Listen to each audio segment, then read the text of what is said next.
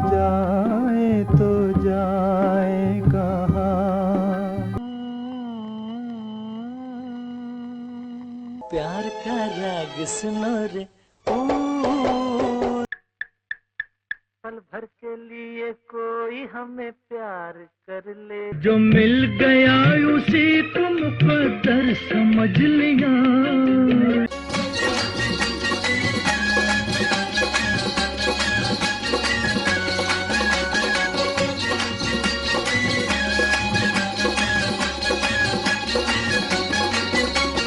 Great legends के आज के इस एपिसोड में मैं आपसे बातें करने जा रहा हूं फिल्म इंडस्ट्री पे राज करने वाले 3 बादशाहों में से एक बादशाह की। आप जानते हैं कि हमारी इंडस्ट्री में 3 बादशाह ने एक जमाने में बराबरी से राज किया, जिसमें एक तो हमारे दिलीप कुमार साहब, दूसरे राज कपूर साहब और तीसरे देवानंद जी। जी हाँ, आज मैं आपके सामने बातें करने जा रहा हूं देवानंद साहब से जुड़ी हुई एक वाकई की।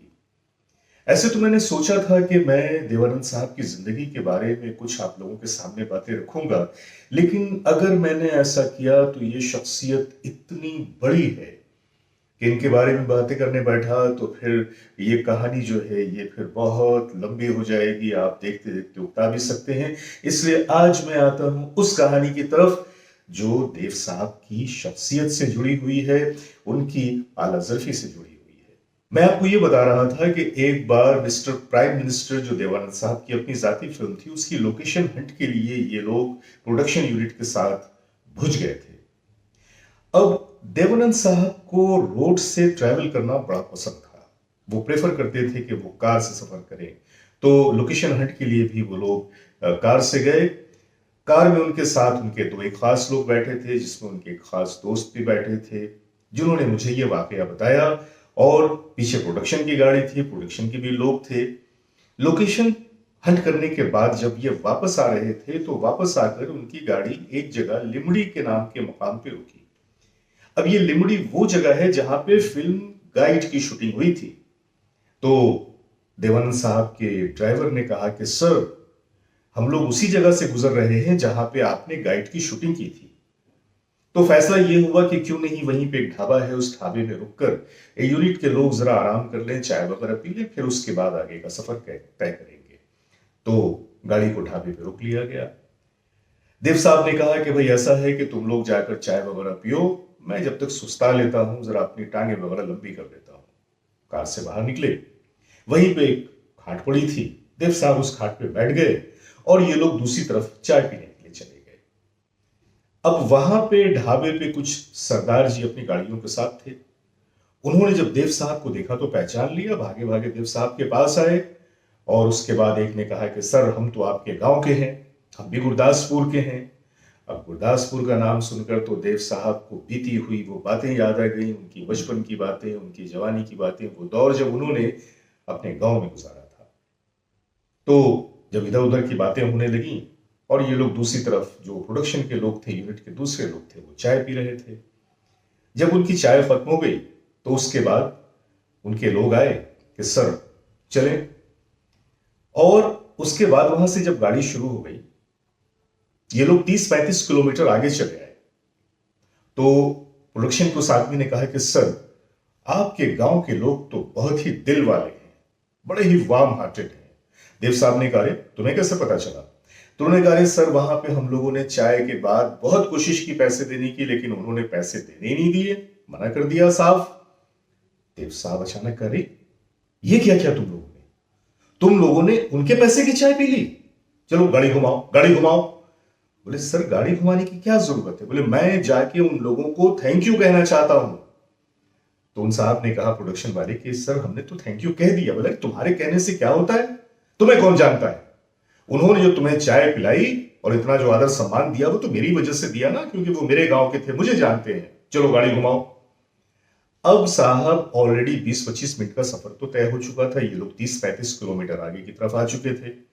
लेकिन देव साहब का इसरार था कि गाड़ी घुमाओ और घुमा के वहां तक चलो, मैं उन्हें खुद से थैंक यू कहना चाहता हूं। चलिए साहब, अब तो कोई सूरत नहीं थी, गाड़ी को वापस मोड़ा गया। हालांकि उनसे यह भी कहा गया है कि सर हो सकता है कि जब तक हम लोग वहां तक पहुंचे तो मुमकिन है कि वो लोग जा चुके होंगे। वो लोग तो ट्रक ड्राइवर्स थे, अपनी अपनी गाड़ियों के साथ थे। उन्होंने कहा कोई परवाह नहीं, वो नहीं होंगे, कोई बात नहीं, मुझे तसल्ली हो जाएगी, लेकिन मैं वहां तक जाना चाहता हूं। गाड़ी वापस मोड़कर जब वहां तक पहुंचे तो देखा कि खैर वो सारे लोग वहां पर मौजूद हैं। अब जब देव साहब की गाड़ी को फिर उन्होंने आते देखा तो सारे के सारे लोग कार के पास गए।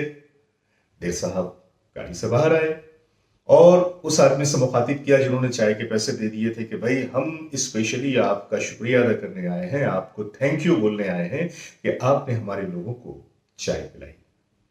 वो आदमी पे बड़ा प्रभावित हुआ कि इतनी सी बात कहने के लिए आप इतनी दूर से फिर वापस आए। देव साहब ने कहा कि कभी बॉम्बे आना, मैं तुम्हें चाय पिलाऊंगा।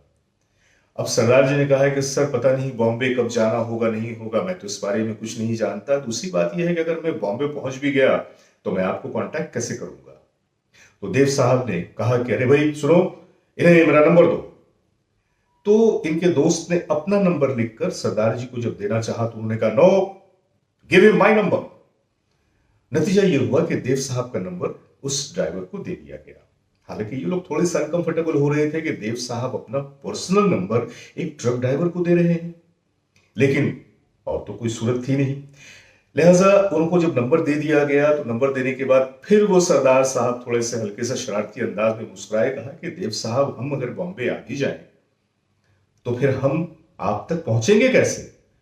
उन्होंने कहा बॉम्बे आने के बाद तुम किसी से भी कहना, मेरा नाम लेना और वो तुम्हें मेरे घर तक पहुंचा देगा। चलिए साहब ये मसला भी हल हुआ, लेकिन आप हमें पहचानेंगे कैसे। तुम कहना कि मैं वही हूं जिसने तुम्हारे लोगों को हाईवे के ढाबे पे चाय पिलाई थी। तो उसने कहा कि लेकिन सर हम अपने मुंह से इतनी कड़वी बात कैसे कह सकते हैं कि हमने आपके लोगों को चाय पिलाई। अरे क्या बात है, तुमने चाय पिलाई तो तुम्हें कहने में क्या हर्ज है। नहीं सर मैं अपने मुंह से इतनी कड़ी बात तो नहीं, इतनी कड़वी बात तो नहीं कह सकता। तो तुम जब तक ये बात नहीं कहोगे मैं तुम्हें नहीं पहचानूंगा। अब लीजिए साहब, ये तो बड़ी अजीब सी बात हो गई कि जब तक कि देव साहब ये ना सुन लें कि ये वही शख्स है जिसने इनके लोगों को चाय पिलाई थी, तब तक वो उसे पहचानेंगे नहीं। बैकफ फिर बड़ी मोहब्बतों के साथ उन्होंने उस शख्स को गले लगाया और उसके बाद इस तरह से फिर वहां से रुखसत हुए और इन्होंने आगे का सफर तय किया।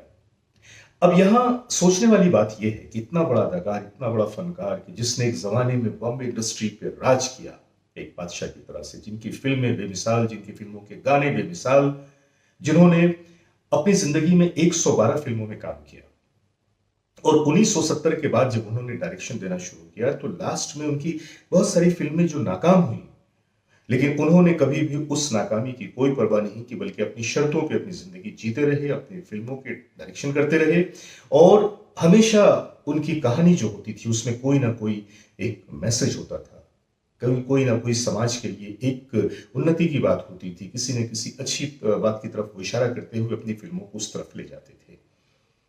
आज देव साहब हमारे दरमियान तो नहीं है, लेकिन उनकी शख्सियत का ये पहलू जो आज हमने आपके सामने पेश किया, उनके एक बहुत ही अजीज दोस्त ने मेरे सामने जब ये इजहार किया तो मैं भी अपनी ख्वाहिश को रोक नहीं सका और मैंने सोचा कि आज मैं देव साहब को खराज अक़ीदत पेश करते हुए ये एपिसोड में देव साहब के नाम करता हूं।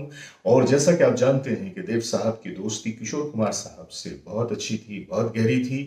और न सिर्फ ये कि किशोर कुमार साहब बल्कि उनके बहुत ही खास दोस्त जो हुआ करते थे, एस.टी. बर्मन साहब थे, मजरू सुल्तानपुरी साहब थे, मोहम्मद रफ़ी साहब थे, जयकिशन साहब थे और इस तरह की इंडस्ट्री के बहुत खास लोग थे जो देव साहब के बड़े पसंदीदा आर्टिस्ट हुआ करते थे और देव साहब से उनकी बड़ी दोस्ती थी।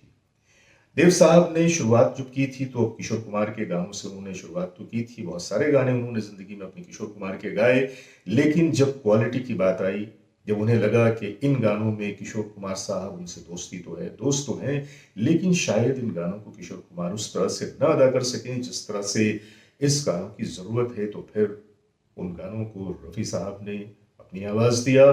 और अगर हम याद करें तो आज मैं आपके सामने कुछ झलकियां पेश करूंगा जिसमें देव साहब के अदा किए हुए किशोर कुमार साहब के भी गाने हैं और मोहम्मद रफ़ी साहब के भी गाने हैं। जाए तो जाए कहाँ,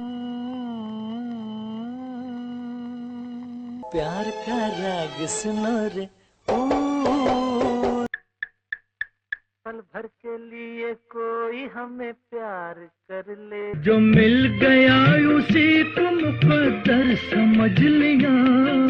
ये दिल न होता बेचारा, कदम न होते आवाज। कृष्ण को जानो, नींद से जागो। तो आज का ये एपिसोड हम यहीं पर खत्म करते हैं और उम्मीद करते हैं कि आज का ये खास एपिसोड आप लोगों को बहुत पसंद आया होगा। हमारे वीडियोस को उसी तरह से लाइक करते रहिए, सब्सक्राइब करते रहिए, शेयर करते रहिए और हाँ, कोने में लगी हुई उस घंटी को दबाना न भूलें, क्योंकि जैसे ही आप उस घंटी को दबाएंगे हमारी हर नई वीडियो की नोटिफिकेशन आपके मोबाइल पे, आपके टैबलेट पे या आपके लैपटॉप पर चली जाएगी। तो अब अपने दोस्त जावेद नसीम को इजाजत दीजिए, इस वादे के साथ कि मैं फिर बहुत जल्द आऊंगा और देव साहब से जुड़ी हुई और भी कई बहुत खास कहानियां हैं जो शायद अब तक मंजर-ए-आम पे नहीं आई हैं। मैं उन कहानियों को लेकर आपके सामने आऊंगा। तो आज के लिए इतना ही। शुभ रात्रि, नमस्कार, खुदा हाफिज।